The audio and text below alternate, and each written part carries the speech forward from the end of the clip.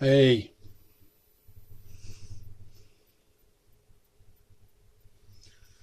to all that know that they should come here, blessed are you in the world. So today we're going to talk about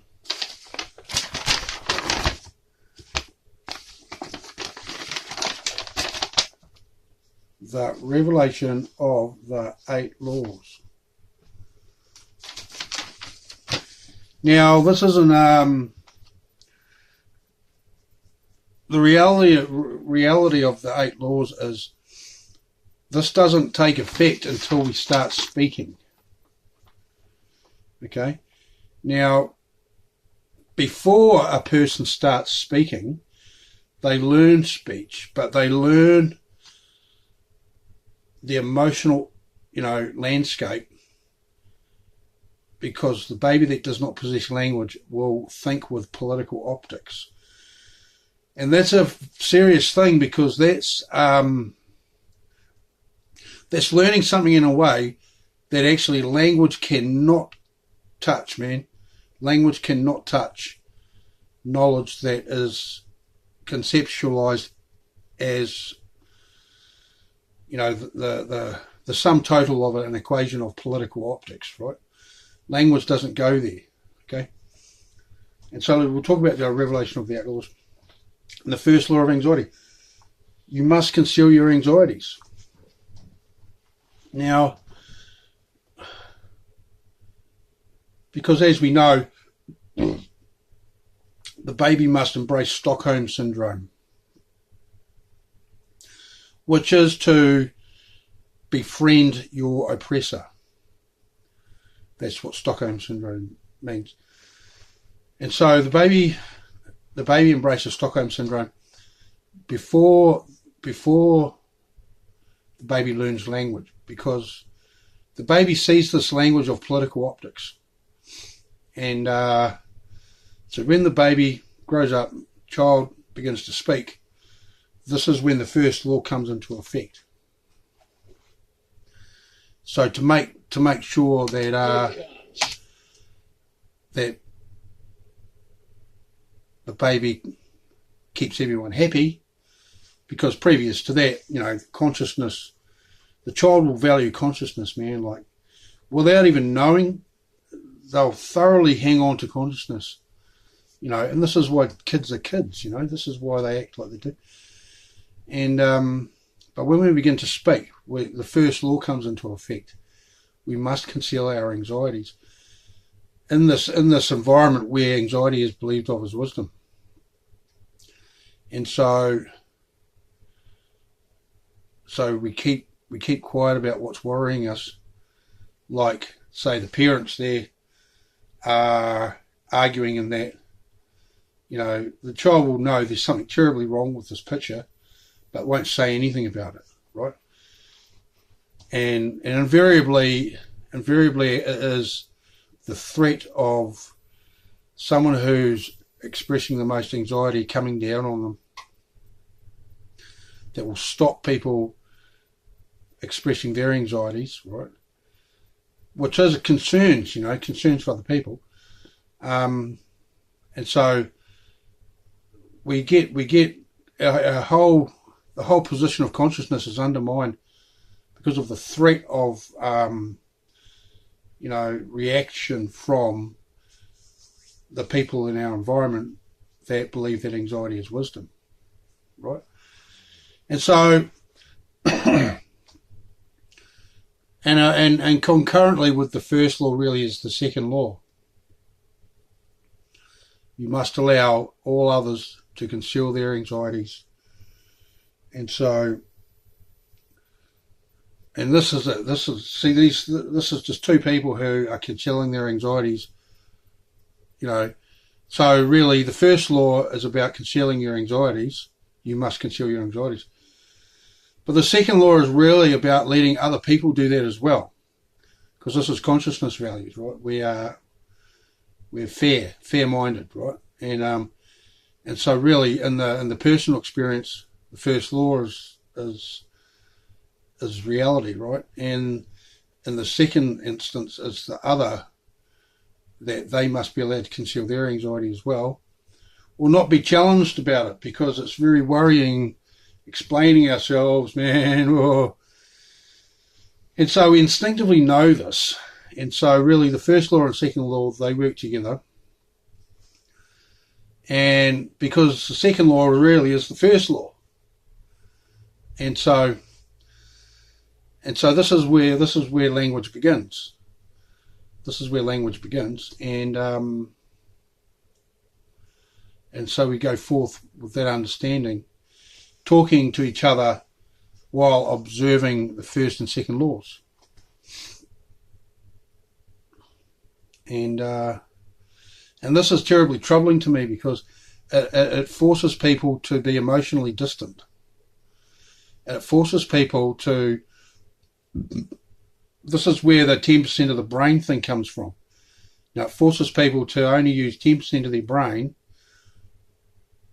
I mean, there's plenty of instances where people are told that this is true. And but then in the experience of being respectful to this anxiety, right? It's for this reason as well that we don't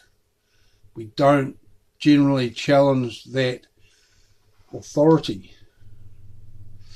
So people might tell us that we only use 10% of our brain.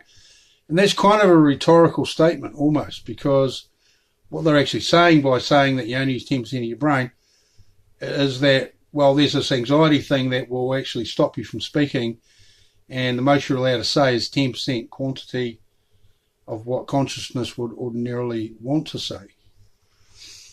And so that's an interesting point. And this is this experience we're having. You see, you might think, first law is you must conceal your anxieties.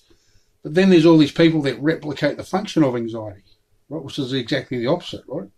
And this is what it means to when I say when anxiety is in the imperative. It completely flips it around. And anyway, as we go through the vids, I'll be making statements about that. I'll be speaking to that. And so yeah, while the young person has this, this political agreement they grow up with, and they don't see anything to challenge it. They may see an elder person being openly offended or angry with someone because they are acting outside the jurisdiction of the 8 laws. And so we see the political optics of that, right? And this is where the power of anxiety comes from. It's seeing the political optics of people that really believe in it, or they're in a situation that there is a high level of it, and the political optics of it is that it's really important. And because people are already in that moment where they've got this real personal relationship with anxiety, and so this is how we go forward as people, and how we have gone forward, and so I'll make a video of the 8 laws. It is difficult to qualify the 8 laws individually because they actually all work together, and so that's a difficult thing to do.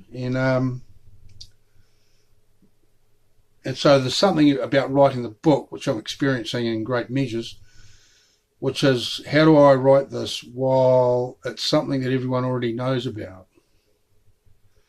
And so, like everyone thinking that everyone knows about it, and that's what gives it its power, we've got to, the mission is to switch that around so everyone knows that it's not what we know, right? And that's what I'm into doing. And so that's the first law, and really the second law is the same as the first law, but it's with another person. So the one person believes that they must conceal their anxieties, and they know that this person is doing the same thing. And thus is the start point of our language. Both parties doing that. And now we have the whole world doing that. and so it's so far developed away from the start point of this, right? Now I think it wasn't like this all the time. It's only been like this. It's only been like this in the modern world, in the modern era, in the last 1,000 years, since religion's been around and ratified and legitimate, made it legitimate that this is reality, right? Which is it's a big fat lie. It's not reality at all. It's what we choose to do under the circumstances, while everyone is both must conceal their anxieties. And so our whole perspective of everything is, the perspective of problems, perspective of answers. And so that's something about the first law, and this whole business of protecting oneself, which is also the lie of anxiety, because we don't need to protect ourselves when we are around people. When we're around people that have the goodness of the human spirit. And so this is the thing that's got to be changed around. And it's like New Zealand used to be. You can guarantee everyone, and it's still like that. You can guarantee people have this code, okay, where we're bonded together, and it's like we respect the first law, but we're carrying on according to consciousness anyway, and so this is the situation with religion as well. We've got the 8 laws of anxiety, and religion allows us to carry on according to consciousness while observing the 8 laws, right? And so as it is with the individual, I want to conceal my anxieties and only communicate like that. Everything else is extrapolating out from that. And so this is the situation. This all starts with the situation. What does the baby that does not possess language think? And so that's my report on that. Is the baby that does not possess language thinks with political optics, and this is a tragic thing. I mean, so much of the media has the political optics that anxiety is virtuous, and really the political optics of the media is that, I'm talking about television in general, we think very highly of conflict. Otherwise, why would we have it on the TV? Why would it be on the TV? Sports, man, crash. People competing. What's the political optics of that? And then everyone around the pitch cheers, yay! And they could be the political optics, And this is this amazing dynamic, amazing thing going on, man, where you can have this thing like I've just described, like rugby, for example. Crash, push, just to get the ball to the other end. And that kind of is like how we observe the thing of anxiety, right, which is all the push, but we still value consciousness, which is actually getting that point at the end, beating that anxiety. Yeah, is that what it's about, really? Is that what consciousness is organised under the circumstances? And this is the world the baby that does not possess language sees. I mean, yeah, so that's the first law. And so next it'll be the second law, but we've done that kind of because that's been announced and pronounced, and so the next will be the third law, fourth law. Yeah.